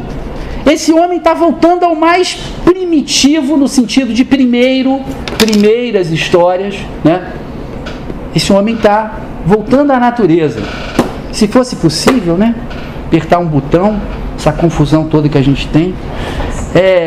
Bom, parágrafo 10, acaba no 15, né? Quando diziam para ele que ele tinha feito uma coisa boa, ele falava, não, foi meu pai que me ensinou, o que não era o certo exato, mas era mentira por verdade, de novo a verdade. Que verdade? A verdade dessa vez criada pelo filho, a invenção do filho, de que ele tinha uma relação especial com o pai, tá? Então, é nesse sentido que ele falar que o pai é que tinha gerado aquilo, né, era uma verdade, né? E até agora, na última linha do parágrafo 10, está falando, nosso pai não apareceu, porque já foi a sociedade toda embora, ficou a família. A irmã traz o filho e mostra para o pai. O marido fica lá, elegantemente, segurando o guarda-sol. A irmã ergue a criança, vem de vestido branco do casamento para fazer o combo, 2 em 1. Pai, esse é o vestido com que eu casei, esse aqui é o resultado, que é meu filho, esse aqui é o meu marido. Vem mostrar tudo, olha, a nossa família continua. E aí, de novo, o pai recusa o vínculo. Ele não aparece. Aí, quando não aparece, a família fala, bom, então é guerra. Primeiro vai embora a irmã com o marido e o filho. Depois vai o irmão, que vai para a cidade. E a mãe fica mais um pouco. Mas depois que ela está velhinha, ela vai morar com a filha. Natural, né? Até porque o filho não ia cuidar dela. O filho só se preocupava com o pai, né? Bom, vocês são psicólogos, sabem que quase filho nenhum cuida de mãe, né? É verdade. Só jogador de futebol. A primeira coisa que faz é ficar rico, compra uma casa para a mãe e tal, mas é outra história. Mas é porque a mãe, nesse caso, ela é mãe e pai. Normalmente não tem o pai, só tem a mãe. E o cara se sente profundamente endividado. Então, os tempos mudavam. No devagar depressa dos tempos, né? Ele resolve não se casar. Ele diz que o pai, ele acha que o pai carecia dele, precisava dele. E agora, notem só, no parágrafo 11, a gente tem, no texto que eu estou usando aqui, que não é o mesmo que vocês, por incrível que pareça, porque eu usei uma outra diagramação para poder anotar mais, né? Em 3 linhas, eu tenho 5 vezes eu. Eu fiquei aqui, eu nunca podia querer casar, eu permaneci, nosso pai carecia de mim, eu sei, e por fim, seja até quando eu quis mesmo saber. Então, não tem quase eu no texto. De repente, ele bombardeia de eu. Por quê? O que ele está querendo dizer com isso? Olha, Agora é só o narrador e o pai. Acabou. Esquece a família, esquece a sociedade. E o eu do narrador, ele começa a se apresentar, né? Porque ele tem que dizer o que ele vai fazer com aquela situação, né? Ele permanece com as bagagens da vida, ele acha que o pai carece dele, né? Ele diz, eu sei. Como? Ele não explica, né? Óbvio. Ele acha que conta-se, que o pai teria contado o motivo para o canoeiro, para o sujeito que fabricou a canoa, mas esse homem já tinha morrido e não tinha contado para ninguém. Então por que ele conta isso? Ele conta isso para ele dizer, vocês estão achando que não tinha explicação? Tinha explicação sim. Eu não tenho a explicação, mas que tinha, tá? Eu não sou maluco, meu pai não era maluco, né? Isso aconteceu e tinha uma explicação lá. Agora qual é, eu não sei. Se tivesse, mataria o conto, né? A gente é que tem que imaginar. Estão percebendo como ele cada vez constrói mais questões e menos respostas, né? Esse é o Guimarães. Bom, e ele vai aos poucos reimaginando o pai, né? Quando ele imagina o pai já quase como bicho, imagina esse pai que tem que ser salvo, né? No final do parágrafo 11, diziam até, aí começam as falsas conversas, né? As teorias mais estapafúrdias. Aí realmente a gente chegou no botequim, né? Que dizem, não, começa a chover muito, fala, isso aí deve ser o dilúvio. O pai daquele garoto lá que sabia, ele mandou fabricar a canoa antes que acabasse a madeira, para ele ir lá pro rio e ficar ele, porque quando tiver o dilúvio ele vai se dar bem, né? Estou mudando um pouco para karaokê, porque vocês já estão muito cansados, né? Mas de qualquer maneira, ele diz, não, eu não vou levar, não vou interpretar, não vou malsinar o meu pai, não vou interpretar com malícia o meu pai, né? E no momento em que ele está sozinho com o pai, o que acontece? Vem os primeiros cabelos brancos. Isso aí o pai é total responsabilidade dele. E aí começa o processo de envelhecimento dele, tá? Bom, quando começa esse processo de envelhecimento, vem o parágrafo 12. Ele é homem de tristes palavras, o pai, até certo ponto, era um homem de palavra nenhuma. Vem a culpa, que aí tem a ver com luto, uma série de coisas que eu não tenho como analisar. Ele diz que a vida era só o demoramento, quer dizer, era aquela coisa do Cazuza, de ficar esperando a morte chegar, né? Então agora ele estava esperando a morte chegar. A vida para ele era só demoramento. Começam os sinais físicos, né, de decadência. E ele preocupado com o pai, com o sofrimento do pai. Podia ter um tororoma, que é uma corrente fluvial forte e ruidosa, é uma palavra que vem do tupi, né? E poderia ver a morte do pai. Olha só, gente. Aos 40 do segundo tempo, pela primeira vez aparece a palavra morte no texto, tá? Que depois vai aparecer no final de novo, mas aí vai ser a morte dele, tá? Do narrador. Mas aqui a morte se falava de tudo. Sou culpado do que nem sei. No meu foro. O que é o meu foro? Bom, o foro é o tribunal, tá? É a instituição judiciária. Então, ele julgava a si próprio. No foro dele, no julgamento que ele fazia dele mesmo, ele se via como culpado. Mas ele não sabia do quê. Só que ele tinha essa sensação muito forte. Quem já não experimentou isso? Desculpa, eu não sou psicanalista, sou só um paciente, né? Atualmente despsicanalizado. Então, ele vem na questão. Ele volta para a questão que tinha aberto essa questão, abriu o texto e ele volta no 13º parágrafo. Já estamos chegando lá. Sou doido? Não. Ninguém é doido, ou então todos. Essa clareza do narrador, ela é como que uma advertência do escritor. Olha só. Não analise isso aqui a partir do prisma da loucura, não. Que é muito pobre, tá? Não é isso, não. Eu não escrevi um conto desse, escolhendo, pesando palavra por palavra, para dizer no final que o pai era maluco, que o filho era maluco, e tudo isso é invenção. Não faz isso comigo, não, tá? Me leva a sério. Isso aqui é literatura de grande qualidade. Tá? Para escrever um conto sobre um louco, aí eu escrevo um conto sobre um louco, aí é outra história, né? Essa história aqui não é sobre loucura, mas obviamente é sobre a terceira margem da razão, né? É daquilo que não havia, mas que acontecia, como ele diz.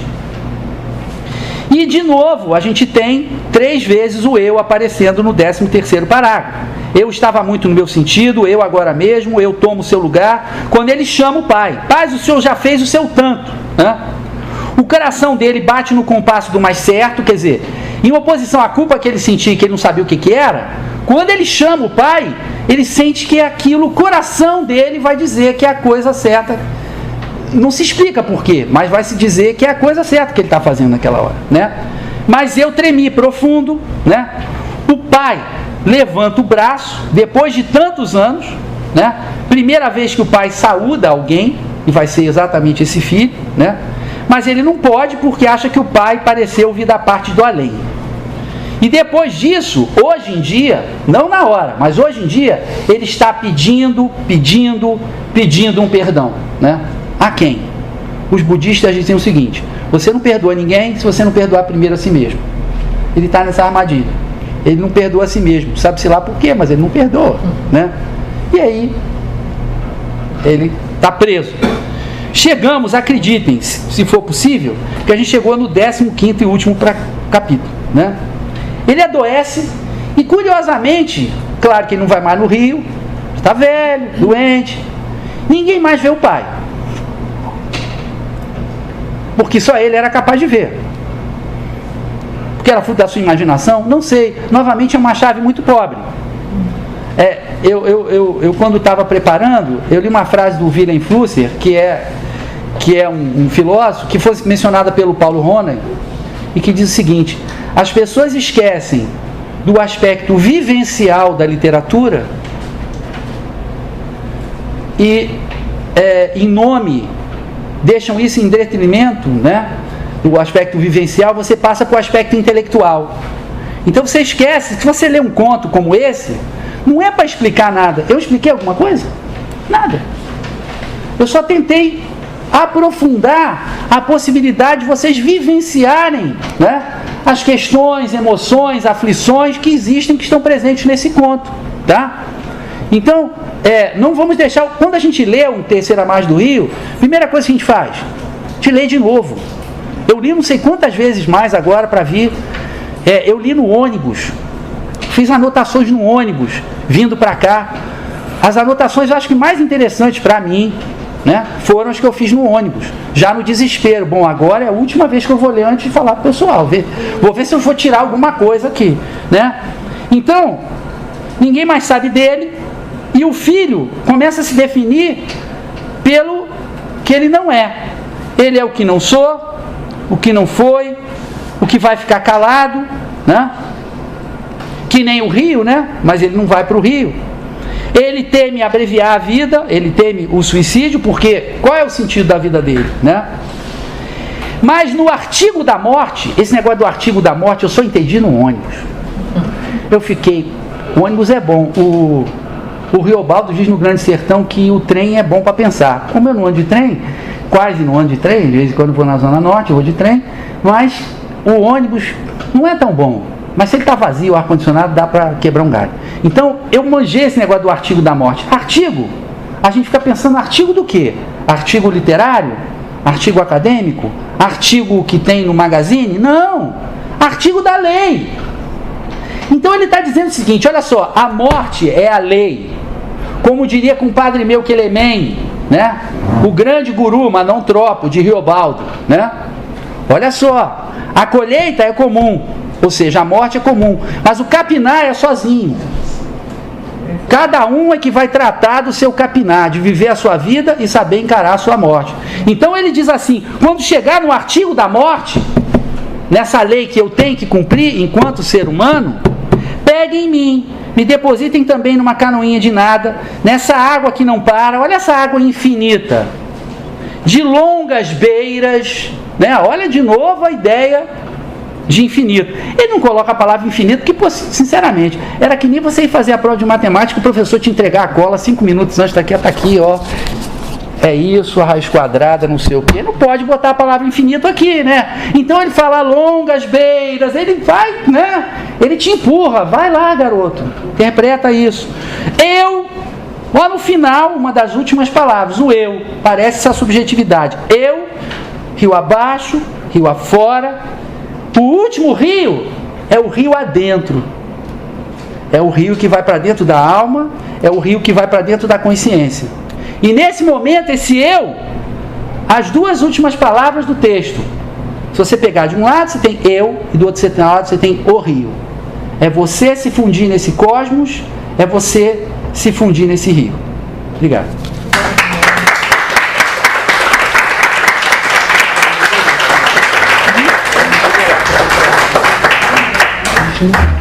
Está provado que boi também chega lá onde tem que chegar. Gente, que bom, né? Assim, eu fiquei com a sensação que esse texto era uma elaboração dele como filho. Eu não sei se vocês ficaram com a sensação, mas eu o tempo inteiro ele lendo, ele falando, a partir da fala do Vitor, que, não sei, a minha viagem aqui foi essa, né? De que esse texto, Terceira Margem do Rio, é ele, né, enquanto filho, se desligando desse pai, que é uma coisa, né, que é tão difícil. A sensação que eu tive o tempo inteiro, assim, como que é difícil matar o pai, né? Como é difícil. Gente, olha, a proposta da gente era o seguinte: cada um falava 30 minutos e 30 minutos para um bate-bola que eu acho que tem que ter. Só que assim, agora vamos resolver, né, o que vocês querem, porque são 20 para as 11 e eu não sei como é que vai, se vocês querem falar alguma coisa, né? Eu acho que é bacana isso enriquece, né? Se a gente dá esse tempinho ou deixa para a próxima, porque hoje houve um atraso da chuva. Acaba às 11 horas, né? Não, 10h30, a gente combinou de 9 às 10h30. Né? Então, assim, fica por conta de vocês, porque por mim a gente pode ir até às 11. Não tem menor, não sei eles, né? Eu estou tranquilo. Então, eu abro uma palavra, quem puder ficar, né? Para conversar um pouco, que eu acho interessante. Mas só antes de começar, já que eu imprimi e distribuí essas 7 páginas, né? Para vocês não ficarem só com a interpretação da Sandra e a minha, né? Por mais que a interpretação da Sandra tenha sido ótima e tal, a gente tem que, eu só tenho que chamar a atenção que nessa apostila que vocês têm aí, mini apostila, vocês têm um resumo do texto, tá? Depois vocês têm na página 2 algumas passagens do Guimarães Rosa falando primeiras histórias, tá?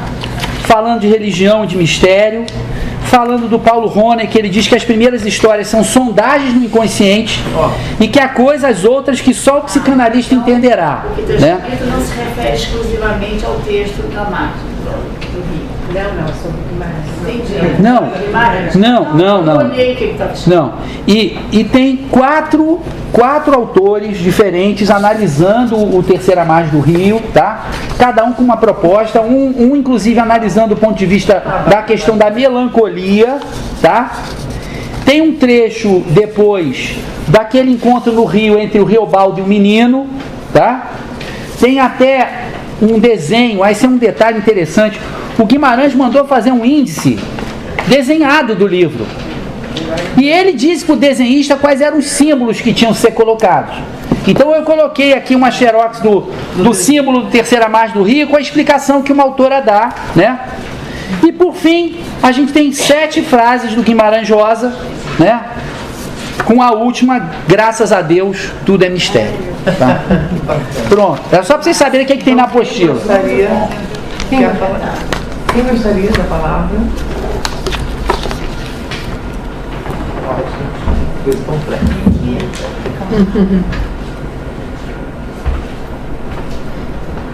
Quer, Fernando?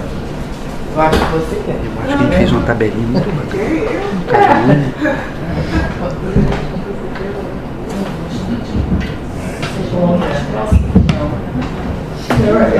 Eu gostei imensamente das duas falas, eu queria agradecer.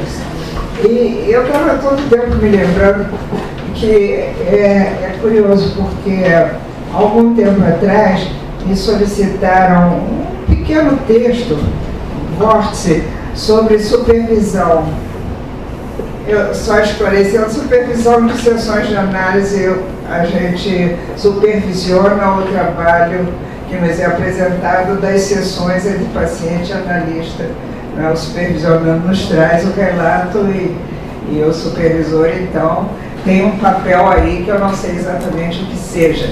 E que eu coloquei como subtítulo A Terceira Margem do Rio.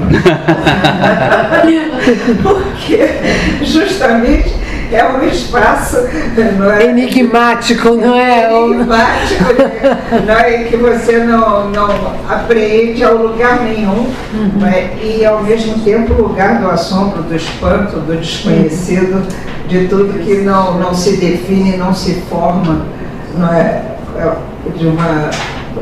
De forma palpável, né? É alguma coisa. E também outra coisa que eu pensei em relação à melancolia, Sandra, você falou alguma coisa sobre, enfim, o luto, o trabalho de luto, e na melancolia a identificação, não é, com o objeto.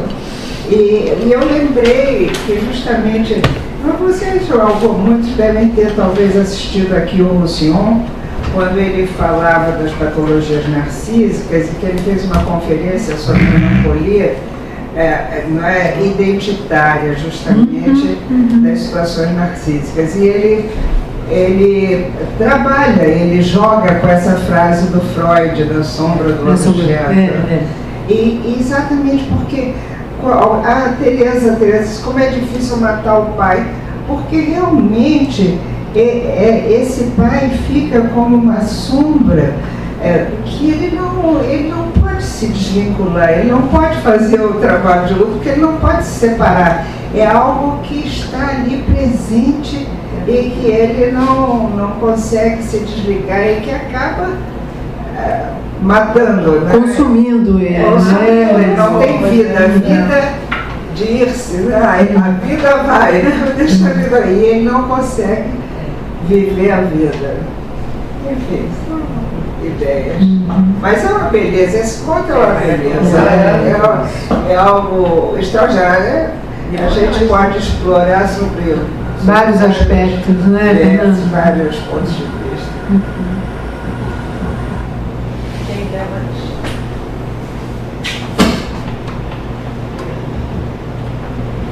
Eu só queria falar que eu não sou daqui da área psi. Todas as apresentações foram excelentes, como eu já esperava da minha amiga, mas o professor também. Mas assim, individualmente, né, a gente se identifica com uma coisa quando lê. Eu assim, lembro um luto patológico, né, uma coisa, seja real a morte ou não, mas eu o tempo todo, você fala muito infinito, uma coisa mais assim, definida, para mim assim, estava tão claro que de alguma maneira é um simbolismo da morte. E esse menino não conseguiu superar, né, essa perda, talvez também pelo já ter essa, eu acho que o pai escolheu a morte, né? Não sei se foi exatamente, não importa isso, mas eu vivi como isso, um pai que morreu e uma criança que não vive a vida, não vai no rio, né? Não embarca para seguir, ele para e a vida dele acabou ali, né? Nesse pedaço, assim. Era esse o sentimento que eu tive o tempo todo do conto. Essa foi a escolha que eu fiz, porque eu acho que uma escolha precisa ser feita, né? Era para falar sobre o ponto de vista da psicanálise, né? Que independente de no conto isso estar nomeado, né? A morte fica em suspensão, mas uma morte simbólica para esse de qualquer forma, né? Uma ausência que não pode ser elaborada, que não pode ser ultrapassada, que não pode ser incorporada de uma outra forma, né? E ele fica transformado, ele fica, né, ali, né? Amarrado a esse pai, né? De qualquer forma, independente de qual seja a ideia, pode ser o pai que foi embora, que arrumou outra, né? Que saiu para a vida, o que não pôde oferecer ao filho uma identidade, né? Por conta de um processo mais tranquilo. A identificação não se completou. Ficou. fixada, né? Quer dizer, esse foi o entendimento que eu tive, né? O sentimento aqui, no caso, foi exatamente esse mesmo. Obrigada. Só um comentário breve. Obviamente não vou comentar sobre a questão técnica, mas o Paulo Rona diz também que quando as pessoas vinham com hipóteses interpretativas e tal, e que ele nunca desmentia nenhuma, né? Que o Rosa nunca desmentia nenhuma. Então, assim, e na Fortuna Crítica, como é seu nome, querido? Clarice. Na Fortuna Crítica, né, que eu, assim, levantei mais de uma dezena de comentários sobre terceira margem, e poderia levantar muito mais do que isso. Eu não entrei, por exemplo, pelas teses, né, dissertações, etc., mas você encontra esse tipo de interpretação, essa mesma interpretação que você está fazendo, é uma interpretação super válida, né? Só que eu fiz um papel mais básico, que é fazer a leitura, aberto, achei bom isso, a fazer a leitura para vocês. Eu estava vendo só entendeu? Isso. É uma moda. Agora, é óbvio. Ela simbólico. Mas isso que é o bacana da literatura, entendeu? O bacana da literatura é a gente vai ler, o conto vai ler a gente vai dialogar. Isso é a invenção, a criação da literatura é essa. Agora, não, eu estou encantada com as duas apresentações e só queria valorizar aqui que eu me encantei com um lampejo de vivacidade dele quando ele sai correndo e não toma o lugar do pai. É uma coisa que me deu um frenesi. Ai, fugiu. Mas foi exatamente. Mas aí depois ele volta, mas é um lampejo. É um lampejo, né? E a gente que fica também nessa terceira margem diariamente, a cada hora com as pessoas, a gente vê esses lampejos, né? Uma hora vai, outra hora não vai. E eu adorei passear com vocês. Obrigada. Obrigada a você.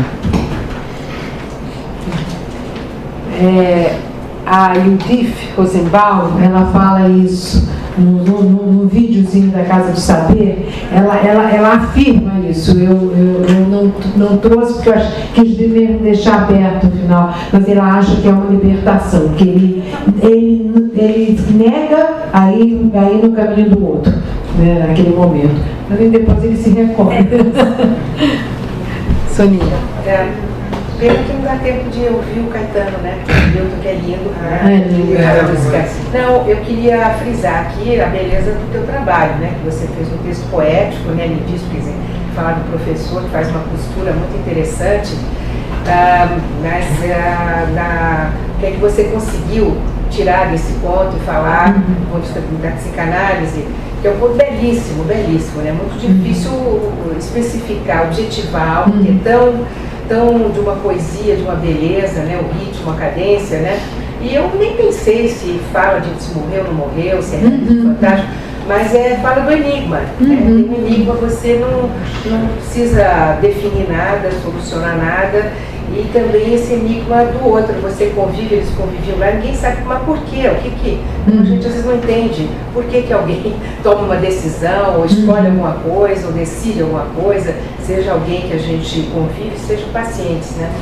E que o rio é aquele símbolo, né, da vida, né, uma coisa diáfana, líquida, né, que pode ser uma margem não muito definida, como é a vida, né, da gente, que aquilo segue continuamente.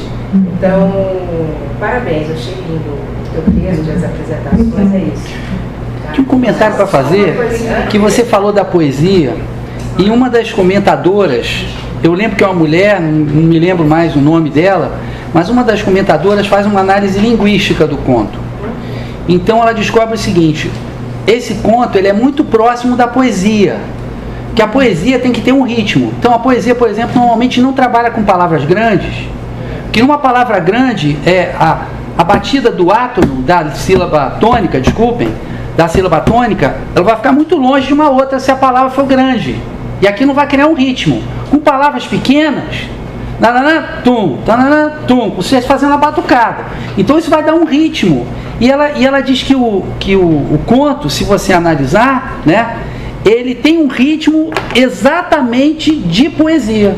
Ele escolhe palavras pequenas para construir um ritmo poético. E a poesia é um gênero perfeito para indefinição, não para explicação, mas para evocação, para você trazer um símbolo e fazer com que as pessoas imaginem. Poesia opera com a concisão, né? O que aconteceu quando ele construiu esse livro, na verdade?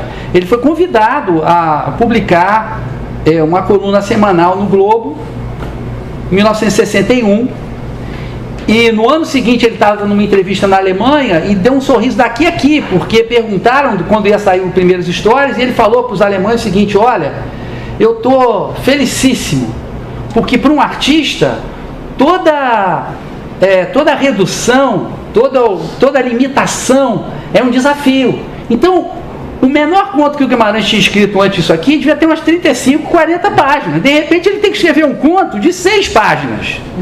Aí ele mudou totalmente a linguagem dele, ele adaptou até o tamanho das palavras para criar esse ritmo de poesia. Quer dizer, ele não deixou de lado, né? Ele não menosprezou nenhum aspecto da escrita, até mesmo esse do ritmo, para criar um ritmo poético no Terceira Margem do Rio. Por isso que a gente lê e fica encantado, que nem a gente fica às vezes quando lê um poema do Drummond, que eu acho que foi uma das pessoas que melhor entendeu o Guimarães, porque aí é um poeta falando de outro poeta, né? Eu queria só dar mais uma palavrinha, porque nós falamos de morte e tal, assim, de o luto, a melancolia, a morte, mas é curioso, esse conto ao mesmo tempo, eu acho que tem uma força, e uma força extraordinária. Eu acho que não é um conto que entristece, ao contrário. Eu acho que isso é exatamente, eu achei formidável quando você chamou a atenção, Vitor, pro se deu quê? E é exatamente o que a gente, no nosso cotidiano, a gente se vê, pronto, é assim que a gente deve receber o paciente. Se deu o quê? Sem explicação, é um acontecimento, algo que é um assombro, chega, né, acontece. Então eu acho que tem algo dessa determinação, esse pai, essa determinação de manter o lugar do mistério, do não explicado, daquilo que acontece. Então eu acho que isso tem uma força de vida aí muito grande também. Certeza. Do pai, na figura do pai.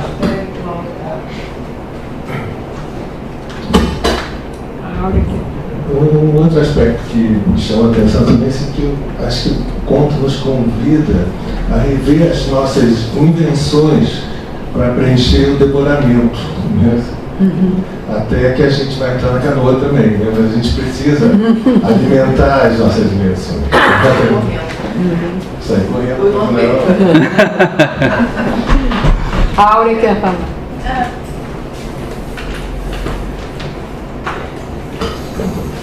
Bom, o que eu ia falar, acho que era bem na direção do que a Fernanda já disse, é que me encantou nessa lentidão bovina que foi possível hoje ouvir e analisar esse conto mais detalhadamente, a preservação e a preciosidade dessa dimensão de enigma, desse espaço em que você esse espaço para o imprevisto, para o não conhecido, e porque a tendência da gente é entrar pelo viés do já sabido, né? Então nós somos psicanalistas, aí a gente vai pode pensar uma série de coisas, e vejo que tanto na literatura, mas também na psicanálise, que trabalha com a palavra, é a matéria-prima da psicanálise, esse espaço para o imprevisto, para alguma coisa que não necessariamente é a morte, não necessariamente é o suicídio, não necessariamente é o rio, não necessariamente é a infância, enfim. É algo que é e não é ao mesmo tempo.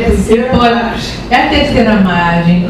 E eu acho isso assim, absolutamente, talvez é o que tem mais fascinante, tanto na obra, principalmente a obra poética, como também na poesis da psicanálise, né? Nesse efeito de criação que a psicanálise também possibilita e que nos surpreende a cada dia, eu acho que nos alimenta, porque senão seria só sofrimento, né? Me ocorreu uma observação marota, que é o seguinte: a gente vai aos debates e ao contrário daqui, ninguém fala nada, ninguém pergunta nada, estou achando isso aqui uma maravilha. Mas a observação marota é que eu comecei a pensar, bom, Marcos Alvito, eles ficam o dia inteiro ouvindo os outros sem poder falar quase nada. Bom, gente, olha, maravilhoso, adorei. Nossa, ótima escolha.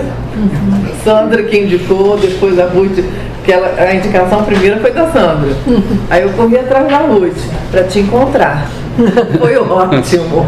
Gente, obrigada. Terça-feira, eu vou te dar a palavra de novo. Terça-feira que vem, a gente tenta começar às 9 para terminar às 10h30, dentro daquele esqueminho de 30, 30, 30 para todos, né? Tá bom? Não tenho nada a falar, só agradecer. Fiquei muito feliz de vir aqui. Já estou alforriado da universidade, eu estava começando a universidade, já estou alforriado. Espero que depois do término desse ciclo, vocês me chamem antes de eu entrar na canoa, né? Muito obrigado.